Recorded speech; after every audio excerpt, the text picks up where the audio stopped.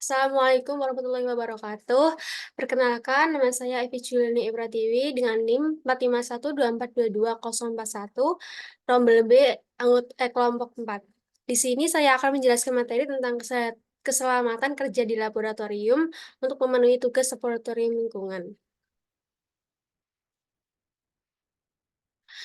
Pertama-tama kita memasuki definisi dari keselamatan kerja di laboratorium. Keselamatan kerja di laboratorium adalah upaya pencegahan dan pertolongan terhadap kecelakaan yang diakibatkan oleh desain, sistem, proses, dan kegiatan di laboratorium. Setiap laboratorium dengan semua desain dan aktivitasnya berpotensi untuk terjadinya kecelakaan. Kecelakaan kerja adalah kejadian yang jelas tidak dikehendaki dan tidak diduga sebelumnya yang dapat menimbulkan kerugian baik waktu, harta benda, peralatan, maupun korban jiwa yang terjadi dalam suatu proses kerja. Kecelakaan kerja pada dasarnya disebabkan oleh dua faktor, yaitu faktor manusia sebagai penyebab utamanya dan kesalahan manajemen sebagai pihak yang bertanggung jawab mencegah kecelakaan. Sebanyak 60% kecelakaan kerja disebabkan oleh kesalahan manusia. Hal ini dikarenakan keterbatasan pengetahuan pekerja lalai dan ceroboh dalam bekerja, tidak melaksanakan prosedur kerja yang diberikan, dan tidak disiplin melaksanakan peraturan keselamatan kerja, termasuk penggunaan alat pelindung diri. Apa yang harus dipakai saat berada di laboratorium? Pertama-tama, kita harus memakai kacamata Google. Nah, kacamata ini digunakan untuk bahan-bahan yang bersifat aerosol atau mudah memercik. Trauma mata dapat mengakibatkan kerusakan mata serius sampai menimbulkan kebutaan. Yang kedua, ada jas laboratorium, berfungsi dalam memproteksi tubuh dari kontak dengan bahan-bahan berbahaya di dalam laboratorium atau kontak dengan mikroorganisme. Yang ketiga, ada masker, digunakan untuk mencegah kemungkinan uap yang menyebabkan iritasi atau spora jamur yang mudah terbang di udara untuk masuk ke saluran pernapasan. Selanjutnya ada latex glove, digunakan ketika peneliti atau praktikan berada di laboratorium mikrobiologi. Kemudian hairnet, mencegah jatuhnya mikroorganisme yang ada di rambut dan kulit kepala terhadap alat-alat atau daerah steril dan untuk melindungi kepala atau rambut dari percikan bahan-bahan. Selanjutnya ada sepatu tertutup untuk melindungi kaki dari tumpahan atau percikan darah atau cairan tubuh lainnya dan mencegah dari kemungkinan tusukan benda tajam atau kejatuhan alat kesehatan. Yang terakhir ada face shield untuk melindungi area wajah dari kontak dengan lingkungan luar atau paparan cairan. Selanjutnya kita masuk ke alat laboratorium.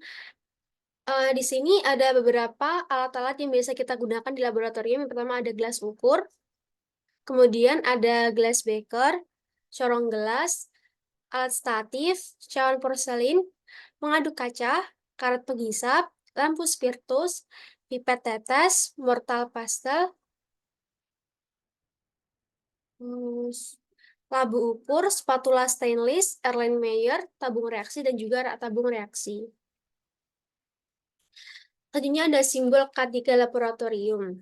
Nah, di sini yang pertama ada eksplosif atau mudah meledak.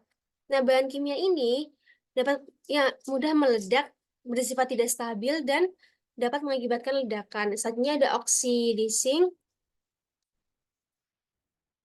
Bahan kimia ini dapat melepaskan banyak panas atau menimbulkan api ketika bereaksi dengan bahan kimia lainnya, terutama bahan-bahan yang sifatnya mudah terbakar meskipun dalam keadaan hampa udara.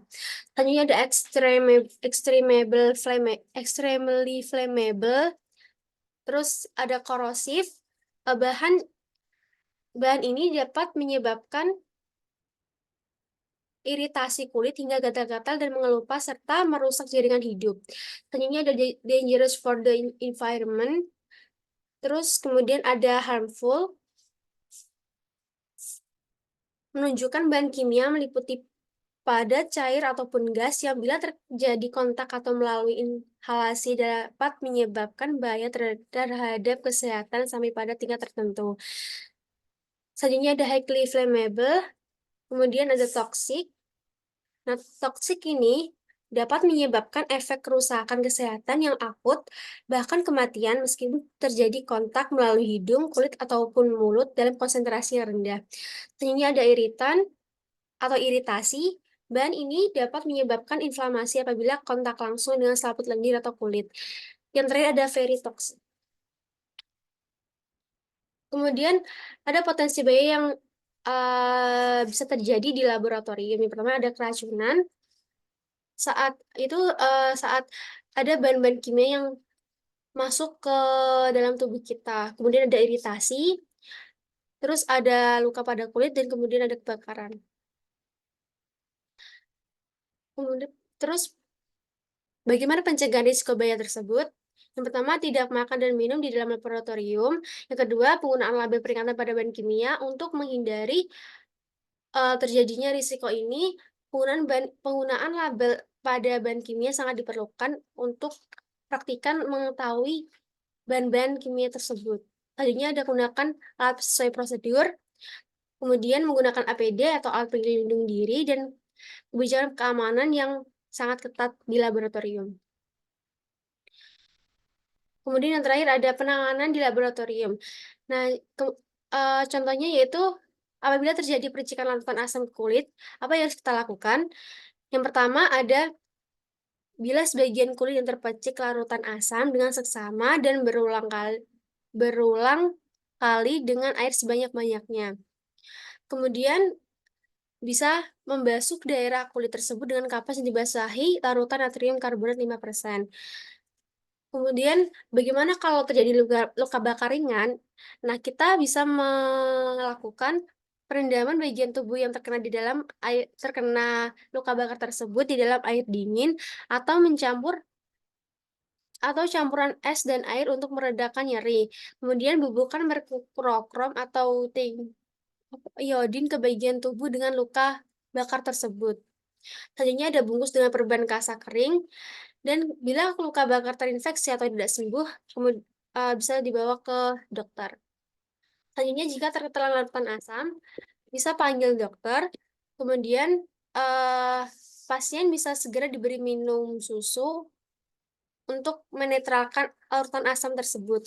Kemudian jika kedua solusi tersebut tidak bisa mengatasi masalah tersebut, pasien harus diberi minum air putih. Nah, kemudian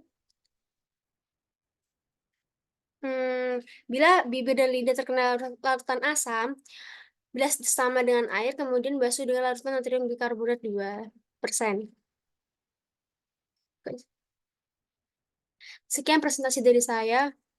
Apabila ada kekurangan, saya mohon maaf. Wassalamualaikum warahmatullahi wabarakatuh.